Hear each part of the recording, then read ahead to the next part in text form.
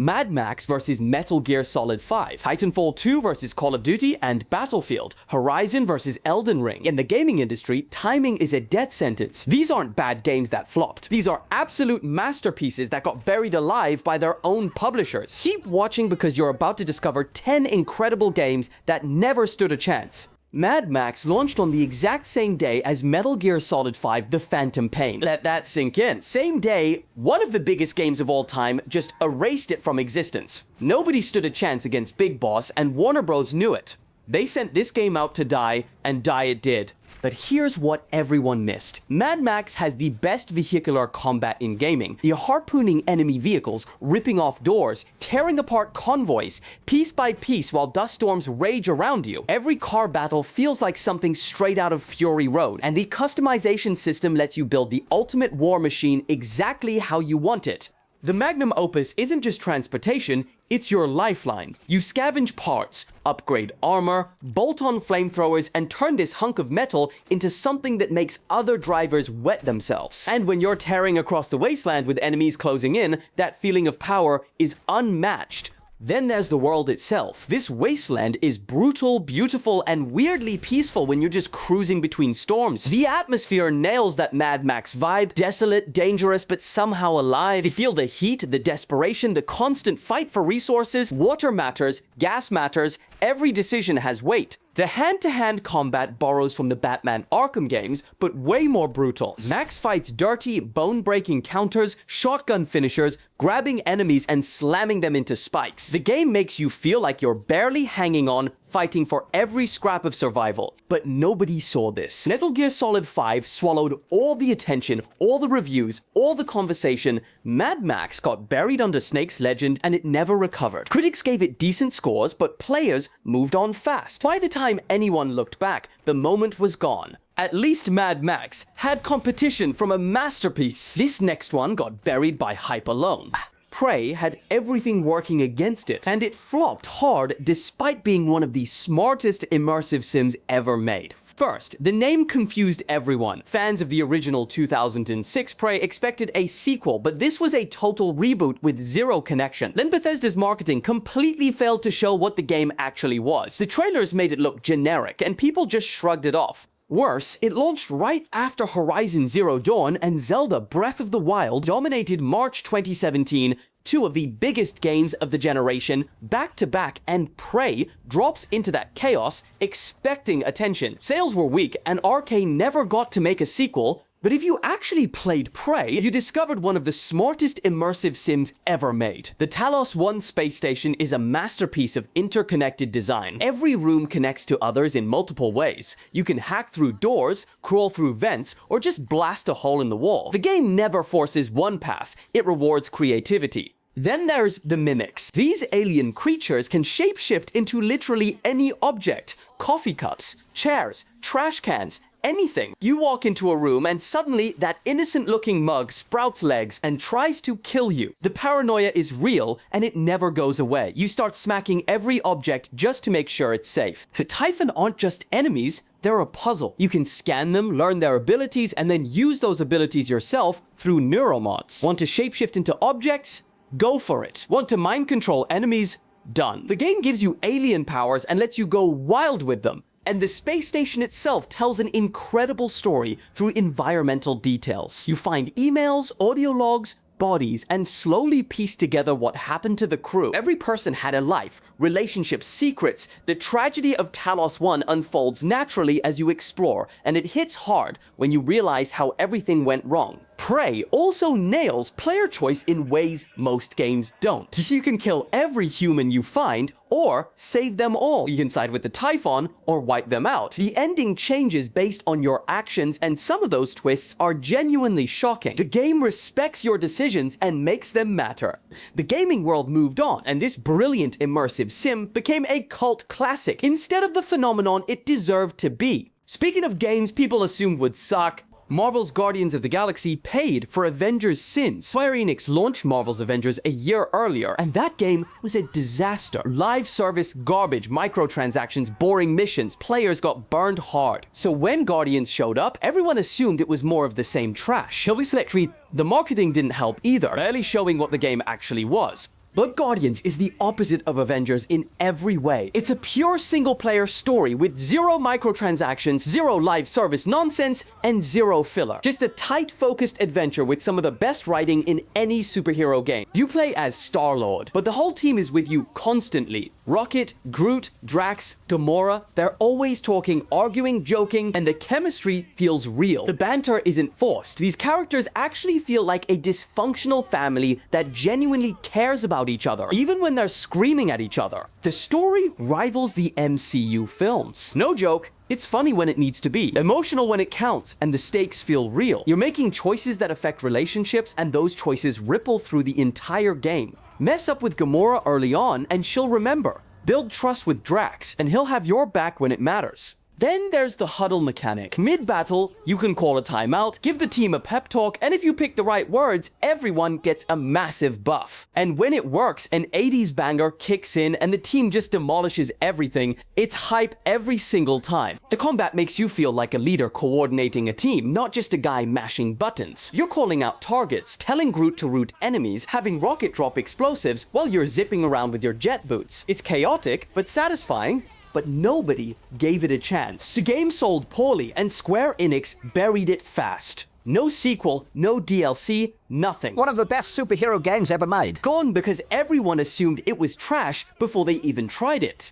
Horizon Forbidden West launched February 18th, 2022. Elden Ring launched February 25th, 2022, 7 days. Sony looked at the calendar, saw the most anticipated game in years dropping, and said, yeah, let's launch Horizon right before that. Within 1 week, Forbidden West completely disappeared from every conversation, stream, and forum. Nobody was talking about Aloy anymore. Everyone was talking about the lands between, and that's tragic, because Horizon Forbidden West is a technical and mechanical masterpiece. The visual fidelity is insane, still hasn't been matched. The way light filters through dense jungle canopies, the detail in machine designs, the underwater sections that look photorealistic. Guerrilla Games pushed the PlayStation 5 harder than almost anyone else. The machine combat got even better. More variety, smarter AI, and the satisfaction of tearing apart a Thunderjaw piece by piece never gets old. You're analyzing weak points, setting traps, using the environment, and every fight feels like a puzzle you solve with violence. Then there's the underwater exploration. The first game teased it, but Forbidden West delivers full underwater sections with new machines, hidden ruins, and genuinely tense moments when you're low on oxygen. The traversal got a massive upgrade too. Free climbing, grappling, gliding. Moving through this world feels incredible.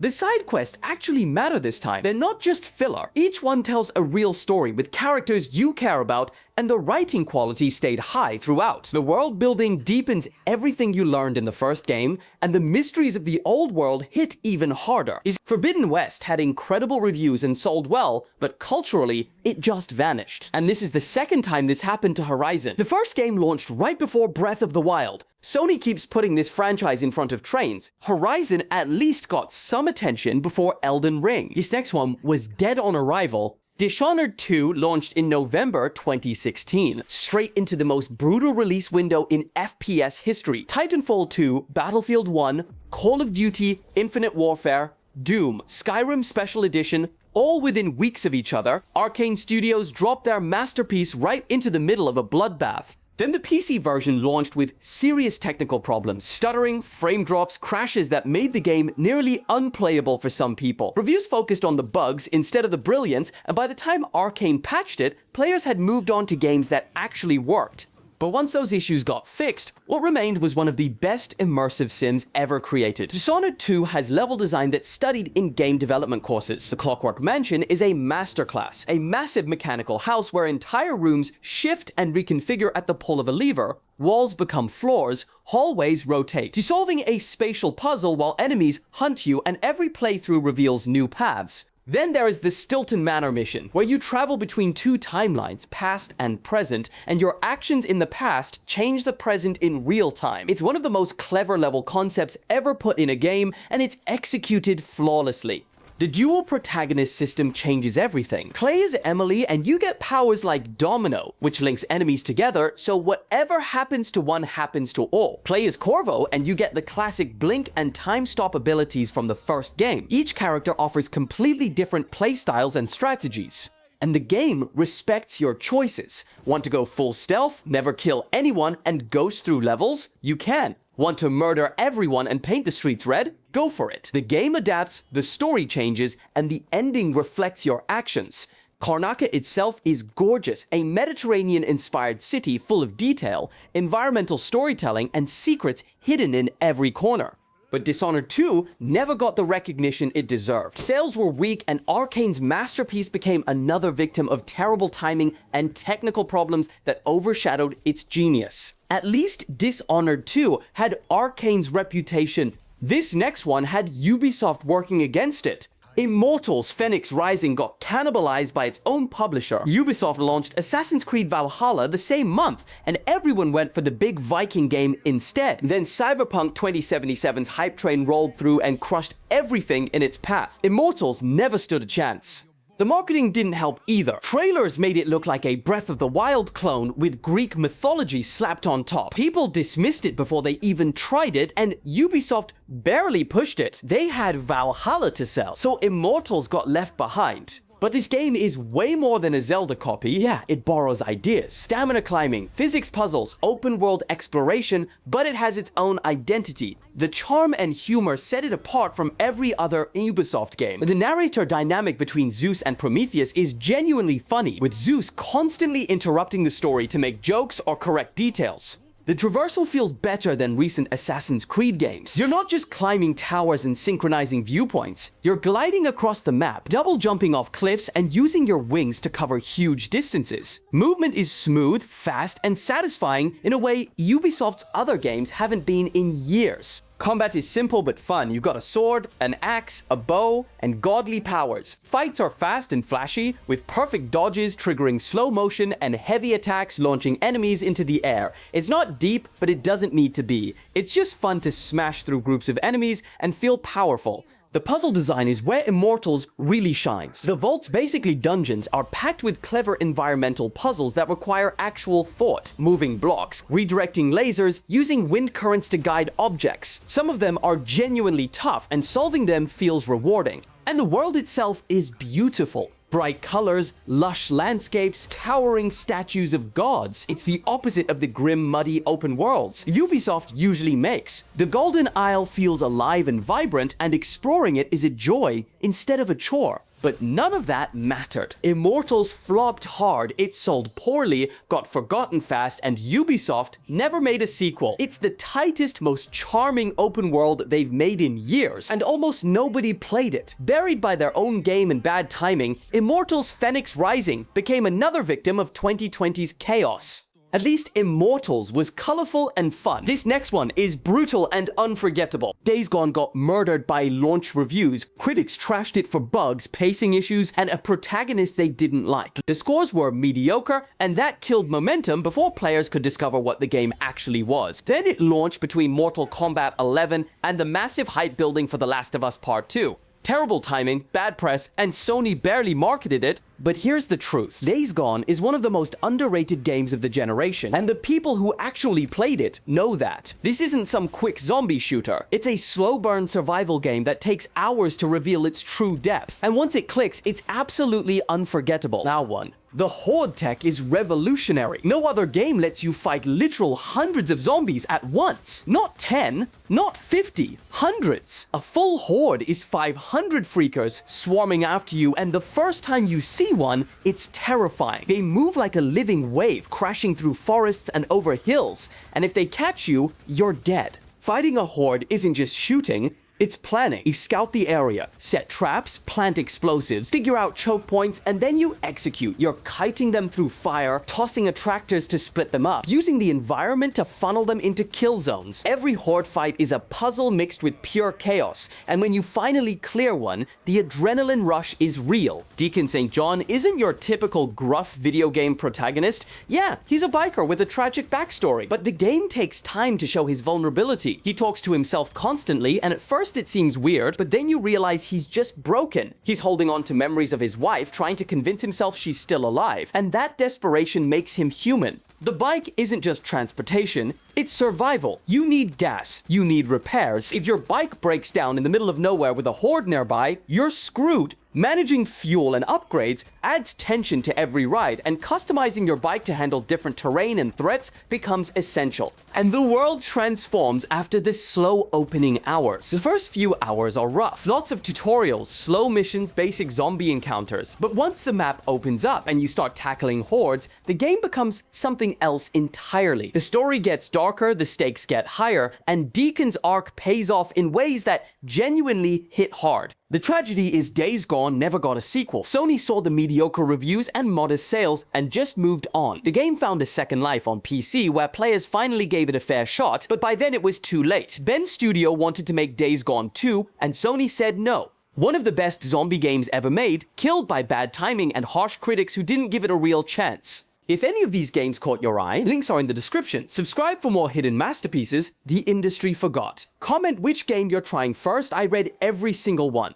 Deus Ex Mankind Divided got destroyed before it even launched. Square Enix ran this insane pre-order campaign called Augment Your Pre-Order, where they basically turned bonuses into a pyramid scheme. Players hated it, the backlash was instant, and the game's reputation was poisoned before anyone played it.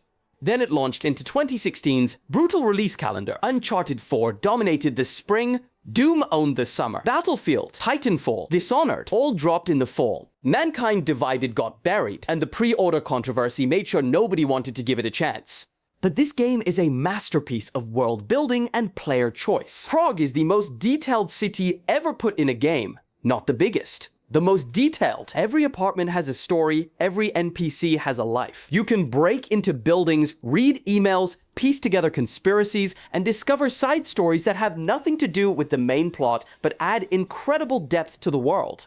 The augmentation system is genius. You play as Adam Jensen, a cyborg with modular upgrades. Want to hack everything? Invest in hacking augers. Want to go full combat? Get arm blades and typhoon explosives. Want to ghost through levels without anyone knowing you are there? Cloak and silent movement. The game lets you build Adam exactly how you want, and every choice opens new paths. And the level design respects that freedom. Missions have multiple entry points, hidden routes, alternate solutions. You can talk your way past guards, hack through security, climb vents, blow through walls, or just murder everyone. The game never forces one approach, and replaying missions with different builds reveals entirely new strategies. The story tackles heavy themes: transhumanism, segregation, corporate control, terrorism. It's not subtle, but it's effective. The world feels oppressive and tense, with augmented people treated like second-class citizens and violence always simmering just below the surface. The conspiracy goes deep, and unraveling it feels satisfying.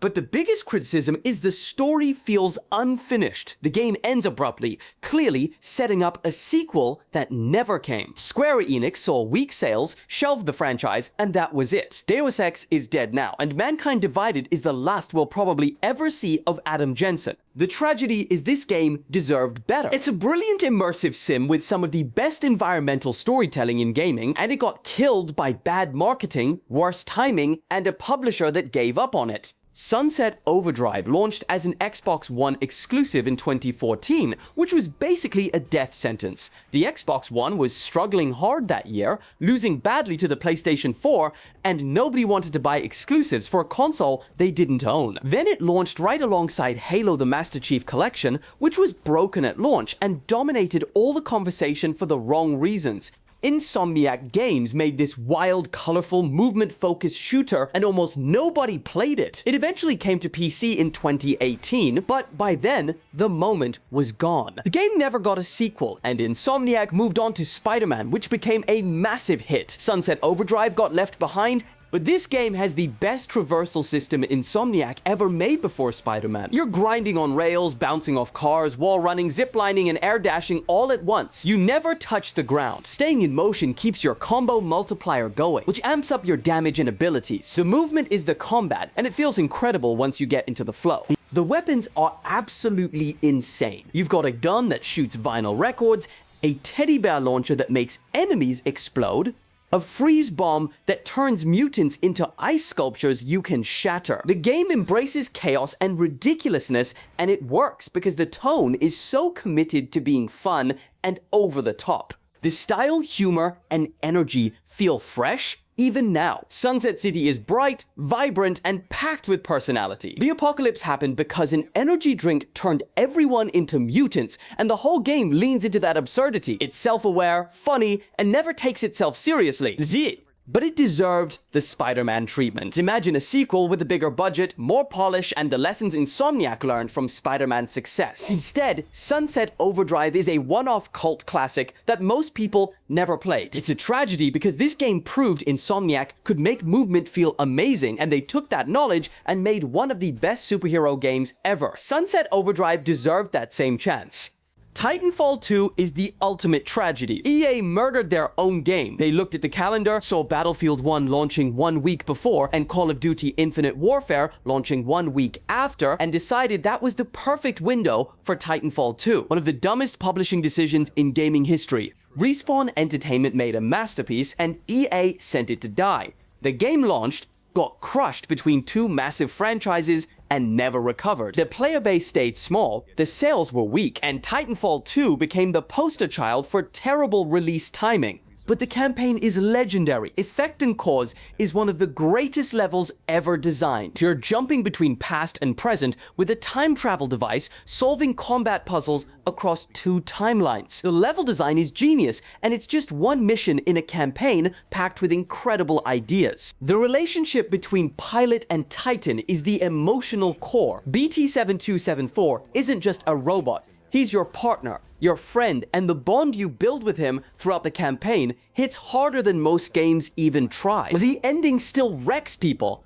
and the movement system redefined FPS fluidity. Wall running, sliding, grappling, double jumping, it all flows together seamlessly. You're flying through maps at insane speeds, chaining kills, and it feels like nothing else. The multiplayer deserved a massive player base, but it never got one because EA sabotaged their own game. Titanfall 2 is still the gold standard for modern shooters. Developers study it, players worship it, and it flopped because publishers treat games like commodities, not art. These games didn't fail because they were bad. They failed because the industry doesn't care about timing, and as publishers sacrifice masterpieces for quarterly reports and brilliant games get buried. The best games aren't always the ones that sold the most. If you want more stories like this, watch my video on games that redeemed themselves after disaster launches. Subscribe for deep dives into absolute bangers